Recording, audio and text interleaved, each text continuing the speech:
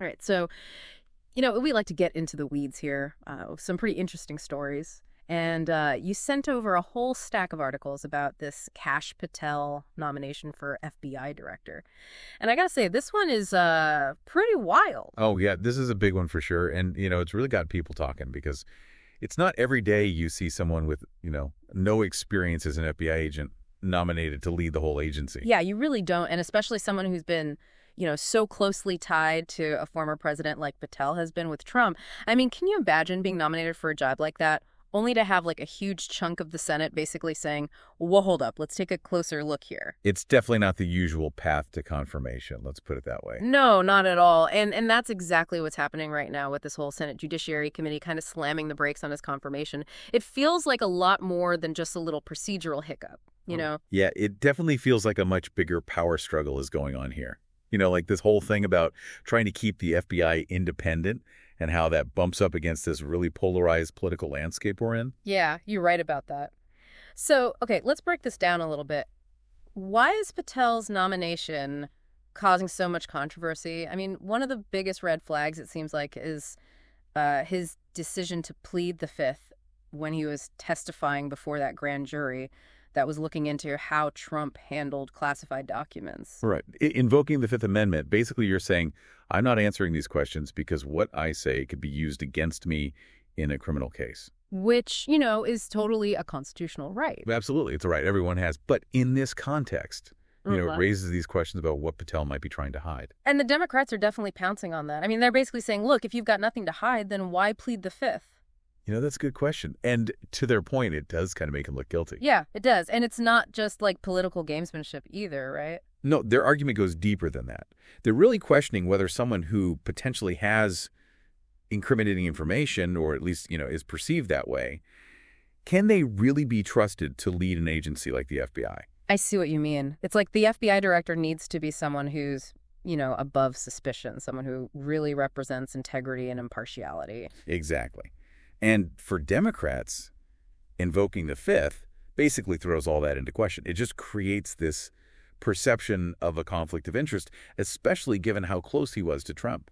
But then you've got Republicans like Senator Chuck Grassley, who's a pretty prominent figure on the Judiciary Committee, and he's, full-on Team Patel. He's been praising Patel's career, calling him a fighter for unpopular but righteous causes. So for Republicans, they're painting this picture of Patel as kind of a Washington outsider, shaking things up.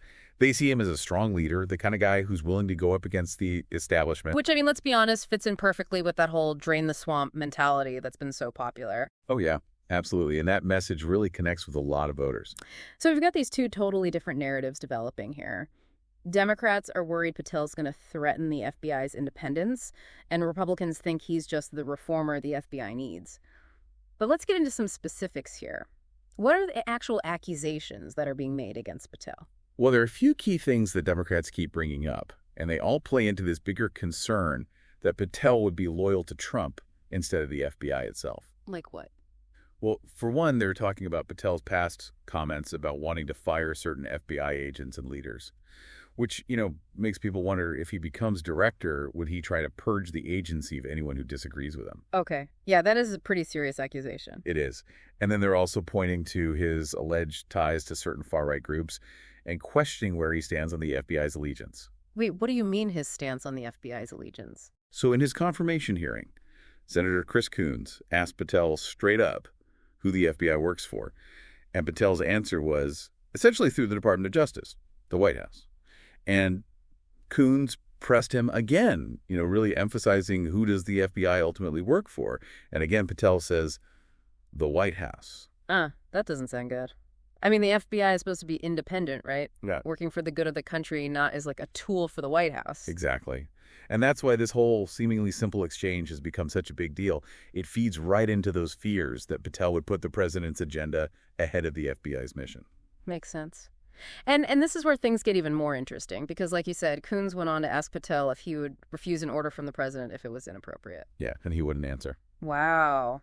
That is concerning, to say the least. It's definitely not making people feel confident about his ability to stand up to political pressure. Right. It just kind of reinforces those doubts about whether he's truly committed to being impartial and upholding the rule of law. So here we are with the Democrats raising all these red flags about whether Patel's even qualified for the job, and the Republicans are just totally standing by him. So what happens next? I mean, they can't just keep stalling this nomination forever, can they? I mean, they can try to delay things, but they can't block him forever. But this whole delay tactic does buy them some time to maybe, try and turn public opinion against him. Maybe they're hoping to put enough pressure on a few Republicans to get them to maybe, think twice about supporting Patel. So you're saying it's a long shot, but they're not giving up without a fight. But it makes you wonder, what's really going on with the Republicans here? Why are they so set on Patel? Is it just like blind loyalty to the party, or is there something more to it? Well, to really get where they're coming from, I think we have to look at the bigger picture. For a lot of Republicans, Patel represents this idea of fighting back against a system they think is rigged against them. Oh, you mean that whole deep state thing we've been hearing so much about lately? Exactly. Yeah. They see Patel as someone who the establishment has been trying to take down unfairly, someone who isn't afraid to challenge the way things are done. And his background in intelligence and working for Trump, that all makes him like a hero to them. Right. It's not just about supporting a candidate who's qualified. It's about sending a message. It's about pushing back against what they see as the government, overstepping its boundaries. Exactly. And that message plays really well with their base, who are already pretty suspicious of, institutions like the FBI. So for them, nominating Patel is like a win against the people they think are trying to undermine their values and their whole way of life. You got it. It's pretty amazing how one nomination can become this like battleground for all these huge ideological differences. Mm-hmm. But even with all that, symbolic weight behind it, at the end of the day, the Democrats probably can't stop Patel from being confirmed if the Republicans all stick together. That's probably the most likely outcome, unless something crazy happens. I mean, the Senate ultimately gets to confirm presidential appointments, and right now the Republicans have the majority. So if that's the case, what are the Democrats hoping to achieve with this delay? Well, at the very least, they're making their concerns known publicly. They're sending a clear message that they don't support this guy and they think he's a danger to the FBI. Yeah, they're basically saying to the American people, we don't approve of this nominee and we think he could really damage the FBI. Right, but it's not just about showing their disapproval. It's also about starting a national conversation about what the FBI is supposed to be doing and what kind of person should be leading it. That's a good point. It's easy to get caught up in all the political drama, but the implications of this go way beyond just Republicans and Democrats. We're talking about the future of a law enforcement agency that affects everyone's lives. Exactly. The FBI investigates terrorism, cybercrime, corruption, all these things that touch every part of American society. So who leads that agency? Who decides what their priorities are? Who shapes the culture of the FBI? That's a really important question for all of us. And the Democrats are saying that putting someone like Patel in charge with his history with Trump and all the controversial things he said, they're saying that could have a really negative effect on the whole agency. Think about it from the perspective of an FBI agent who's working on some sensitive case.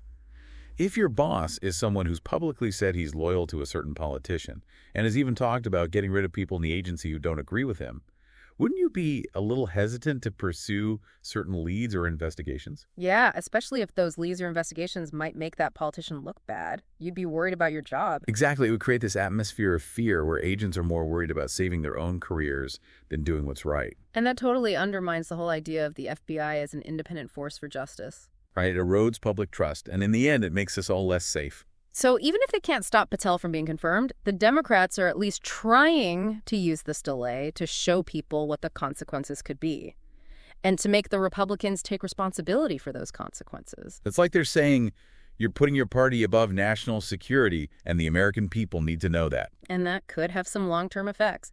Even if Patel does get confirmed, all this might make him a weaker leader. How so? Well, he's already got a lot of people doubting him, both inside the FBI and among the public. If he doesn't have people's trust, it's going to be hard for him to be an effective leader. So you're saying this delay tactic could actually backfire on the Republicans? Exactly. It's a smart move that could have consequences that go way beyond this one confirmation fight. This is what I love about these deep dives. It's not just about reporting the news. It's about understanding why things are happening the way they are and what might happen next. It's like we're peeling back the layers of an onion, trying to understand all the complicated parts of this story and what the consequences might be. Yeah, it really is. And as we wrap up this deep dive, I want to talk about, what does this all mean for regular people? if Patel actually becomes the FBI director, how could that affect their lives? I think that's the most important question here. It's easy to get lost in all the politics and the arguments, but at the end of the day, it comes down to how the FBI operates in our society and how that might change under Patel. So let's say he is confirmed. What are some specific ways his leadership could actually change the FBI's work, and how would that affect people's everyday lives? One thing to think about is how it could affect investigations. Yeah. The FBI handles all kinds of cases from terrorism and cybercrime to white-collar crime and corruption.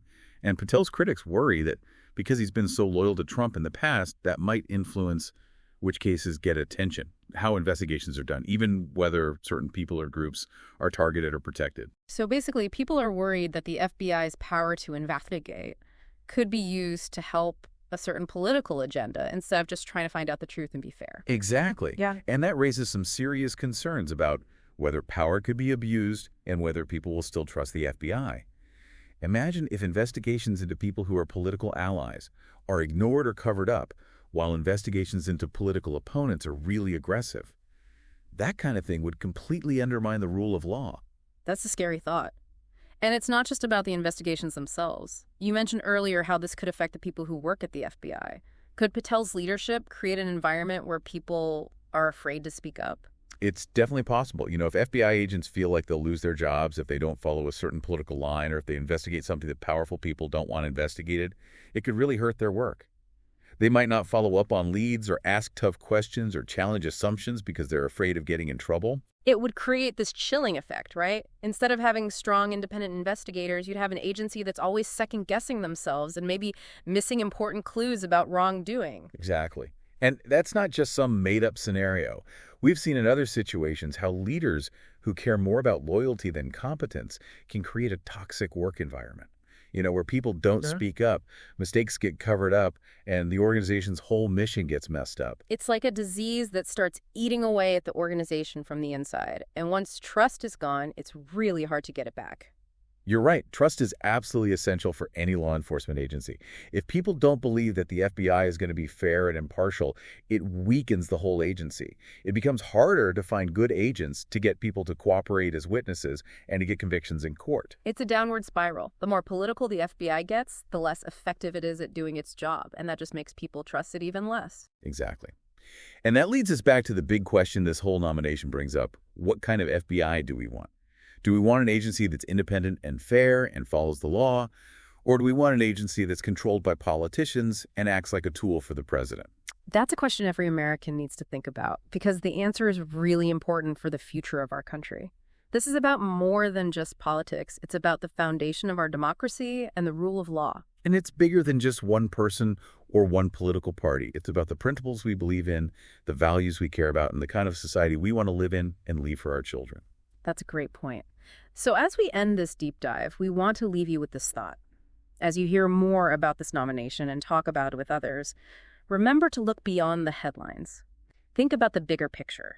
What does this mean for the FBI, for the rule of law, for our democracy? The stakes are high, and the decisions we make now will have consequences for a long time to come.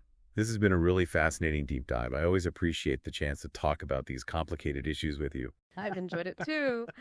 And to all our listeners, thanks for joining us on this journey into the middle of a political firestorm. We'll see you next time.